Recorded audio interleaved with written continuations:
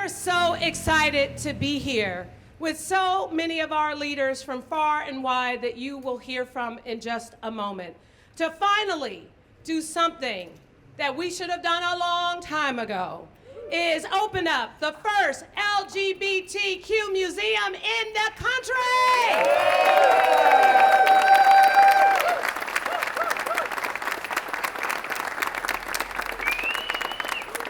And there are so many people who helped to make this possible. But I want to appreciate someone who has been a tremendous partner on the San Francisco Board of Supervisors, Supervisor Raphael Mandelman.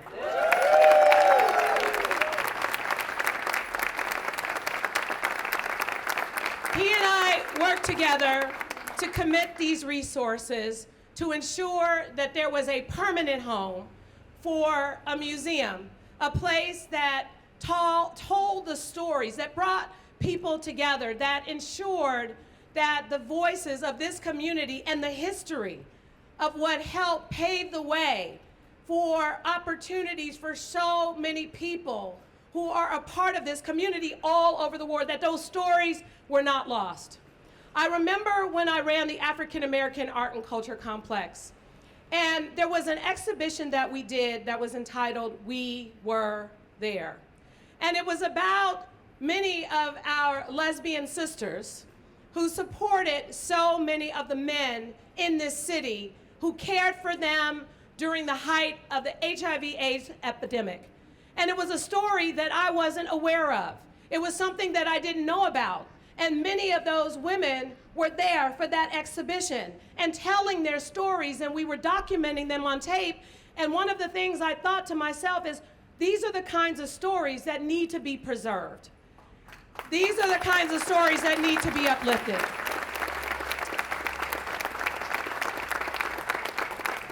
And then when the Board of Supervisors decided to name a terminal at the airport after Harvey Milk, what was great about that, when you walk into the airport, and it wasn't just a name that you saw and wondered, it was a name you saw and a story that was told through the pictures, through the stories, through the written history, through the oral history. That is what we need in San Francisco, and that is what we deserve. And that is why we are here today.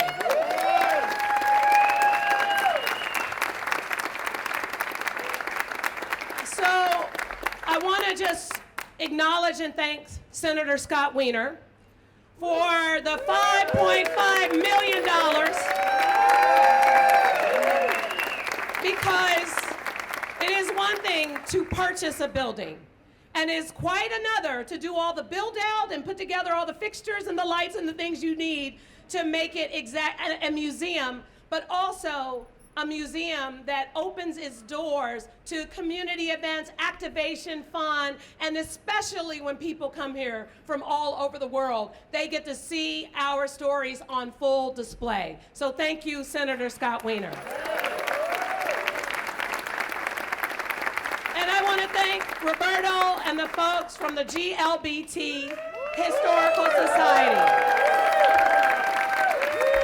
And I just want to be very clear. Very, very clear.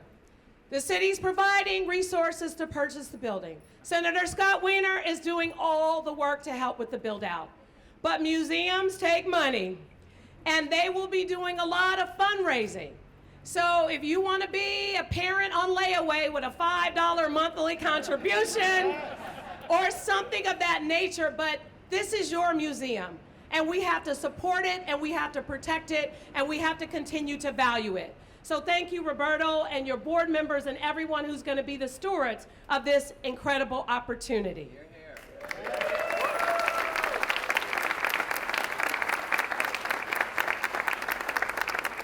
I can go on and on and on. There are some incredible people here today, whether it's the Pride Parade and the folks, Suzanne Ford, and all the folks who are making those activities fun and special, whether it's the director, Honey Mahogany, of the Office of Transgender Initiative. I mean, so many people are part of the fabric of what makes our LGBTQ community special and continues to ensure that it is thriving, but also It's a part of what makes San Francisco special. And we look forward to opening this museum and making it a welcoming environment for those who live here and those who visit from all over the world. And now, at this time, I want to welcome my amazing partner in so many, Supervisor, we making magic happen. We opening new businesses, we cutting ribbons left and right, we're seeing the excitement, we're seeing Donna Sachet in red again. We are doing it. And also, let me just acknowledge the first drag laureate of San Francisco, Darcy Jollinger. We're making magic happen. The best is yet to come. Ladies and gentlemen, welcome the Supervisor of the Castro, Raphael Mandelman!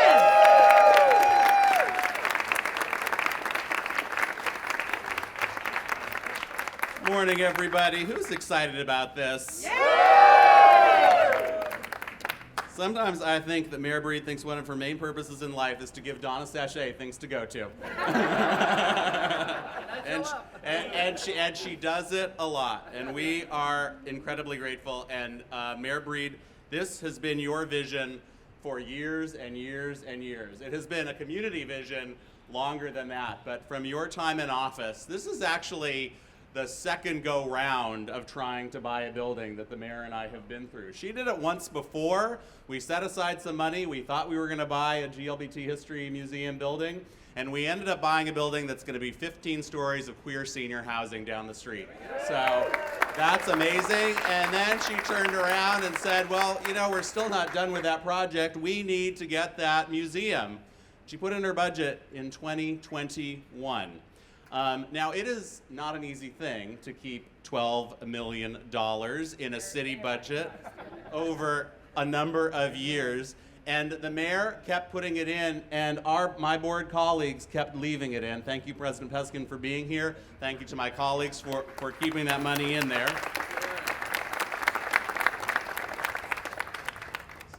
The mayor has thanked Senator Wiener. That $5.5 million is amazing and helps, but to the mayor's point, that is the beginning. There is an incredible amount of work that needs to happen on this building. We need to do the top floor to make it amazing for the Historical Society to get in there as soon as possible, but over time, they're going to be growing and expanding and moving into the ground floor, and perhaps at some point, a couple decades down the road, maybe sooner, the building comes down and is replaced with an amazing newly built museum with maybe some more queer senior housing up on top. So there is an amazing future here, but we need those $5 contributions as well as those additional $5 million contributions. So feel free, anywhere in between there, if you want to do more, we're not sad about it. I want to give great credit to my predecessor long ago, not so long ago, he would be offended, Bevan Defty. Bevan Defty struck the deal with Walgreens to create the museum that is currently on 18th Street. So he's not able to be here today, but he deserves credit for that. Yes. And then this has truly been a team effort, and there are so many people on Mayor Breed's team, in my office, in the vast bowels of the city bureaucracy who have been working on this project for years. I want to start by thanking Andres Power and Victor Ruiz Cornejo. Andres is someone who you don't know. He's usually, standing off on the side of the situation, but he's keeping his eyes out for the queer community, for the Castro, and he finds help for us and gets this and helps the mayor be the best mayor for the queer community that we have ever had. So thank you, Andres Power. And Victor has been on every damn call for I don't know how many years we have been doing this, corralling the city folks.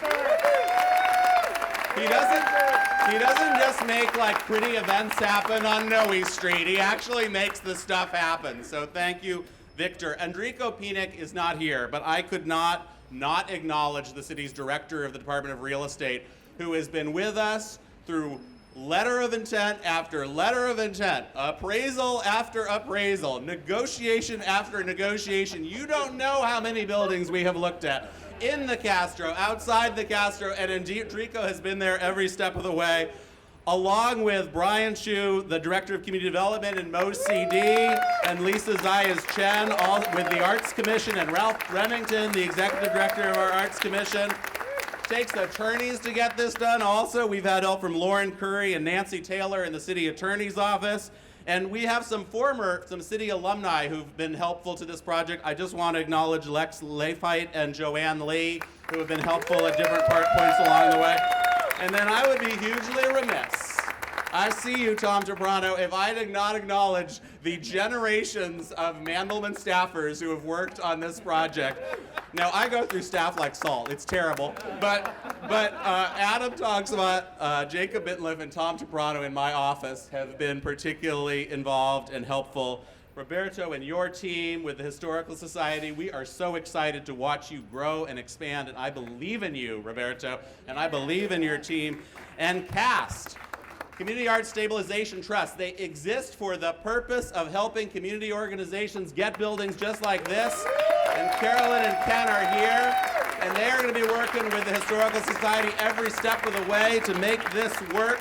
Cleve Jones, who told me, Mandelman, if you do this museum outside of the Castro, I will kill you personally. Another person who said that was Andrea Aiello at the CBD and Terry Aston Bennett of the Merchants. Thank you all for insisting that this go into the Castro.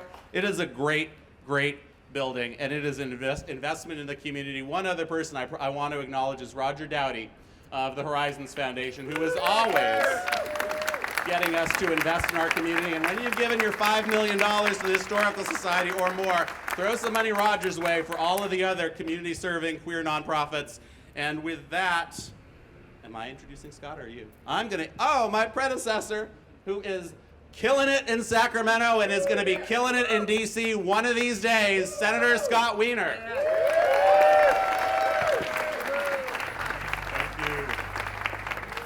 Thank you, Supervisor. And I want to say for the record, Victor and Andres they worked in my office. The mayor has a long history of poaching staff from me, but they're amazing. So this is, I was just so thrilled to be able. I want to thank my colleagues and the governor for supporting it. The $5.5 million we were able to deliver in the state budget to supplement the $12 million that the mayor and supervisor put forward. And this is the first project that I can remember where we actually had all the money in place and needed a building. Usually it's the other way around, that you have the building and you're like, how do we get the money? And so it's a good problem to have, and I am just so grateful to everyone who really was able to identify this building and to purchase it. It's just amazing. This is exciting to me as a 27-year resident of the Castro, as a gay man. It's just amazing. But what's also amazing is I look back to the first time that I ever set foot in the Castro, which was in 1994, like 3 years before I moved here in 97. I came here in 1994. This was a very different neighborhood. This was a neighborhood that had still not really fully come out of the worst of the HIV/AIDS health crisis. Absolute mass die-off of gay men and others, trans people, of so many people just dying. So many people who were sick. The community was deeply, deeply traumatized. And when I look at what's happened since over the last 30 years now, this community is so tough and resilient. This neighborhood is so tough and resilient, and it is here and it is strong. And I am so grateful for everyone who fights every day for this neighborhood and this community. And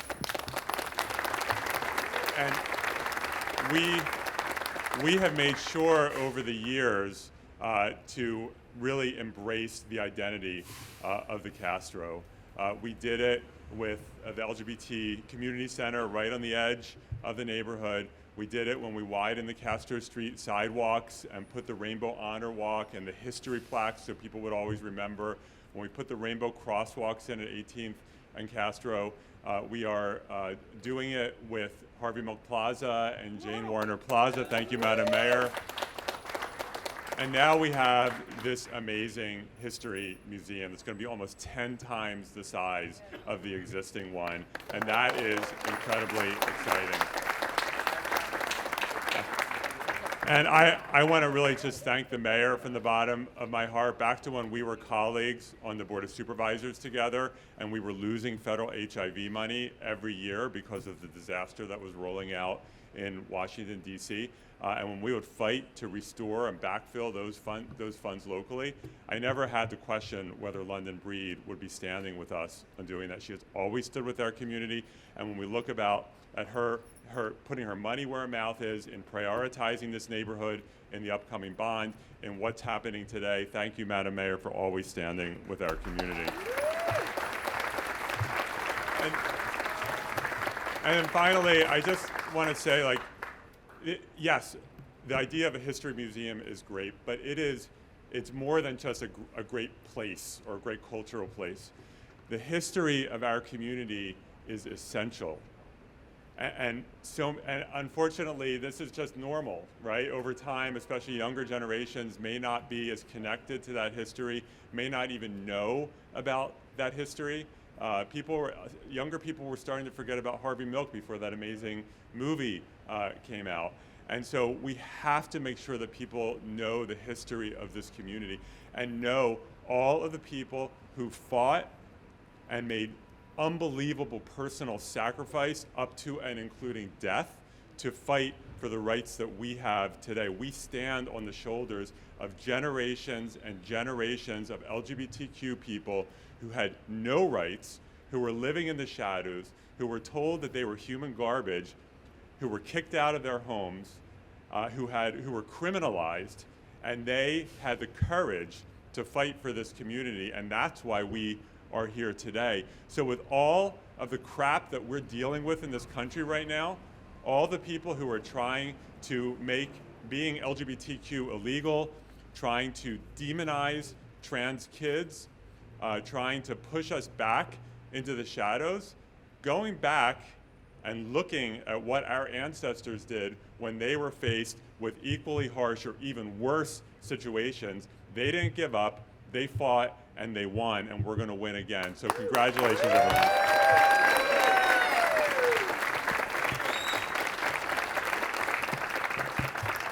And now it is my great honor to bring up the leader of our LGBT Historical Society. This is an amazing organization that has really, for decades, moved forward without the resources that it really could use. And just with an archive and the museum on 18th Street just made the very best of limited resources and has done such incredible service for our community. So it's my honor to bring up Roberto Ordonano.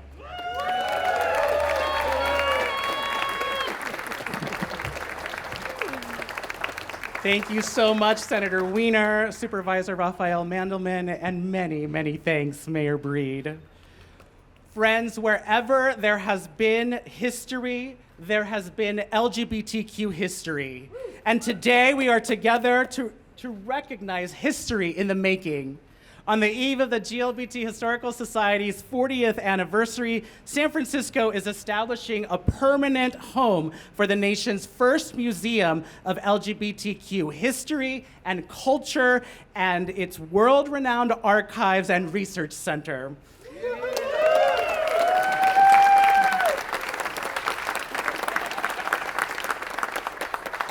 I sincerely thank the GLBT Historical Society's present and past board of directors and staff. Please all wave your hands so that we can acknowledge your incredible dedication. These staff and board members have worked so hard every step of the way, and today would not have been possible without your support. Special thanks to our esteemed board chair, Ben Chavez-Gilliam,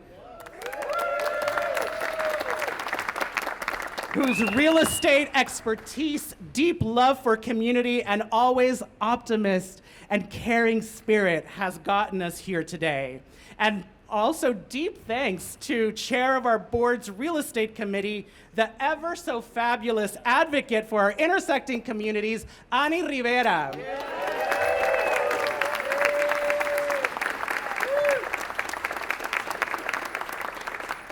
Friends, today is a long time coming. This is more than the purchase of a building. It's about creating a permanent building, a home for our history, where we can share lessons of joy, activism, perseverance, and love, which have always defined our vast LGBTQ community. This space will shine with light from the stories of trailblazers who came before us, and it will preserve the voices of the activists and leaders fighting for our rights now. This will be a place to uncover our histories, learn from our struggles, and empower our community to stay loud and proud in the face of those who try to take us back into the closet.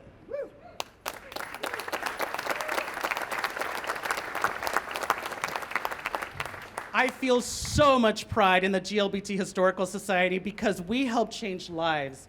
I met a mother whose child had recently visited our archives. With much joy, she shared how moved she was by the thoughtful treatment of our archivists of their trans child as they supported them in accessing materials to inform their school project. This is a testament to our work, which aims to create greater access to history for all, regardless of age, to learn from and produce knowledge and artistic producing projects to advance our legacy. This visionary day could not have been possible without you, Mayor London Breed. Thank you so much for your leadership. Thank you so much for your dedication and for keeping your promise to make this day happen. Many thanks also to Senator Scott Wiener and Supervisor Raphael Mandelman. The society and the community members here today deeply appreciate your significant commitment to our LGBTQ community. Also, special thanks to former Supervisor Bevan Duffy for his early championing of this support, and for President Aaron Peskin and all the other elected leaders who are here in attendance today.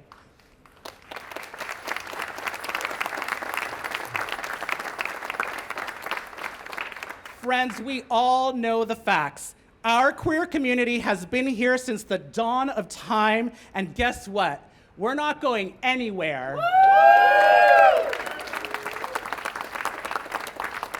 From the Ramaytush the first peoples of the land who have always honored diverse expressions of gender and sexuality, to today's young queer leaders who fiercely advocate for safer schools and communities, no one can deny the truths of our legacy.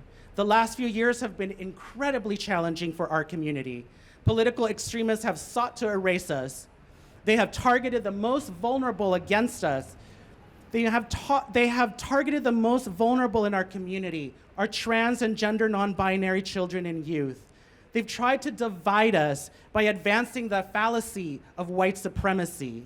They dug up and used their tired old tropes from the past. But those who seek to marginalize us have underestimated our collective power. They have miscalculated the strength of our collective resolve. They mistakenly assume that the challenges we face make us weaker rather than realizing they make us wiser.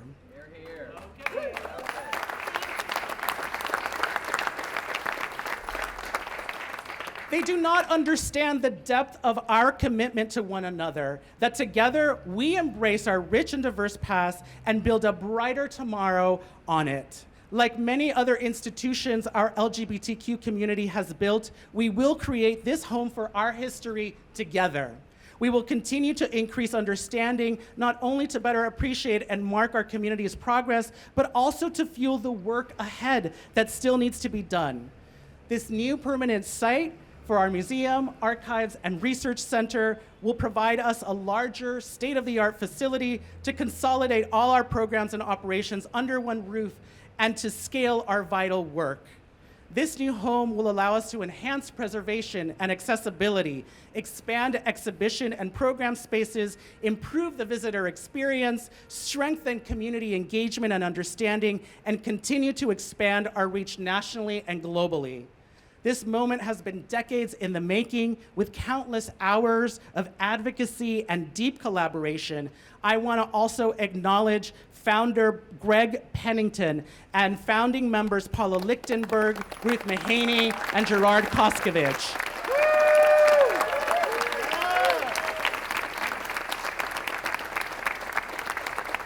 I also want to acknowledge former chairs of the Board of Directors, Tina Aguirre, Maria Powers, and Lito Sandoval. We have so much appreciation for the San Francisco Arts Commission and the Mayor's Office of Housing and Community Development, Brian Chu, Victor as well, Andreas Power, all our love from the Historical Society to you.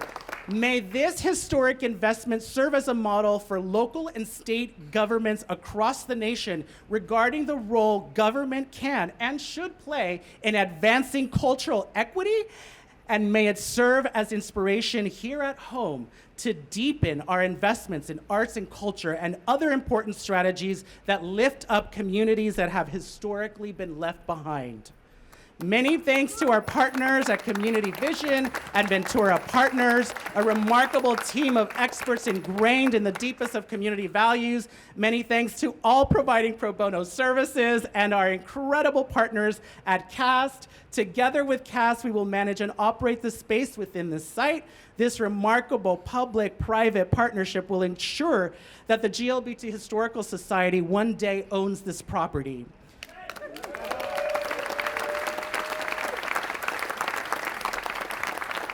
For over a decade, CAST has modeled new ways to secure and steward affordable spaces throughout the Bay Area, and we will leverage their real estate expertise and structural models proven to build knowledge and agency.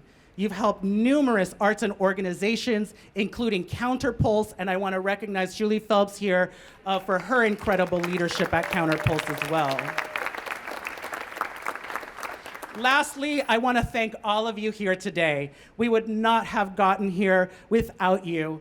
We will continue to count on you as we embark on this incredibly remarkable journey to design this home for our history and raise the much needed funds to ensure that all who walk through those front doors can see themselves reflected in the exhibitions on our walls, able to discover hidden treasures in our archives, and really lift up the histories and inspire the opportunity to build a brighter future. This will be our history, the history that all of us together will make for generations to come. Thank you.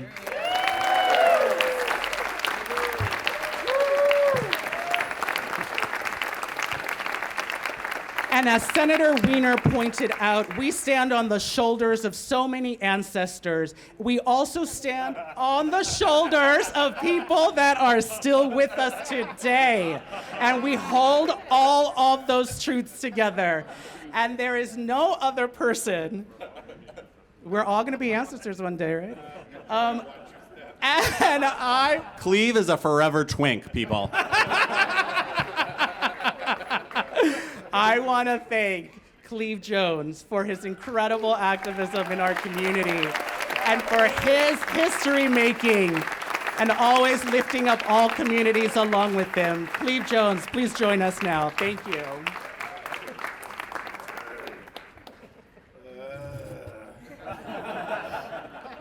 Okay, so first of all, standing with the Gay Men's Chorus, I was with you on November 27th, 1978 for your first public performance after the deaths of Mayor George Moscone and Supervisor Harvey Milk. I'm so grateful for your existence, and they're going to be singing at my birthday party on October 11th. And also, someone who was mentioned just briefly, who deserves a lot more than that, is Gerard Koskovich. Gerard, come up here. Come up here. There is nobody I'm aware of who has spent so much of his life uncovering, celebrating, and preserving our history. Gerard Koskovich. Thank you, Gerard. Thank you.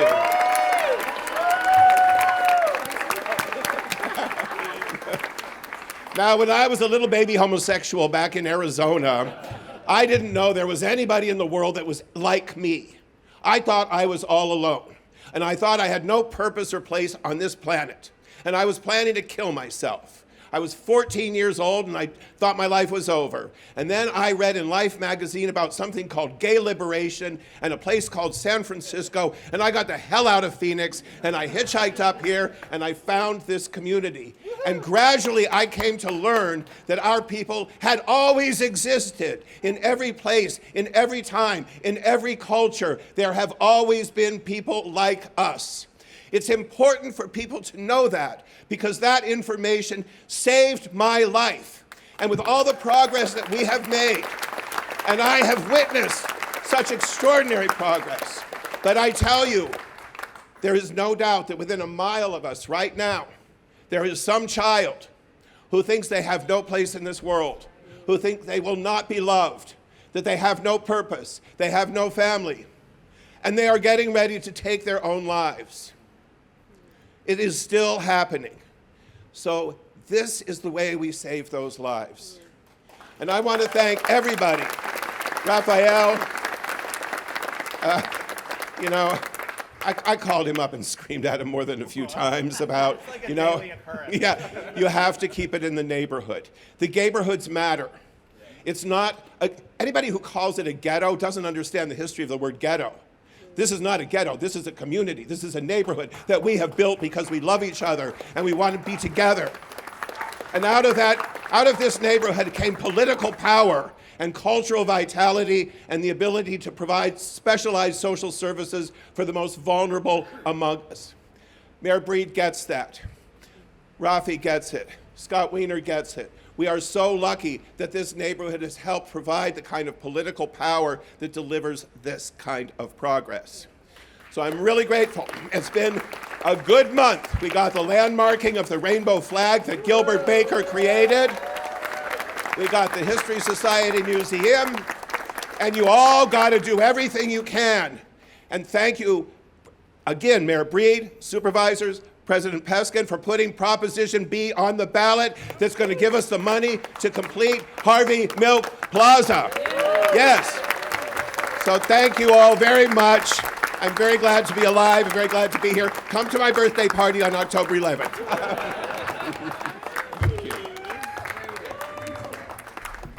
Let's give Cleve Jones another round of applause.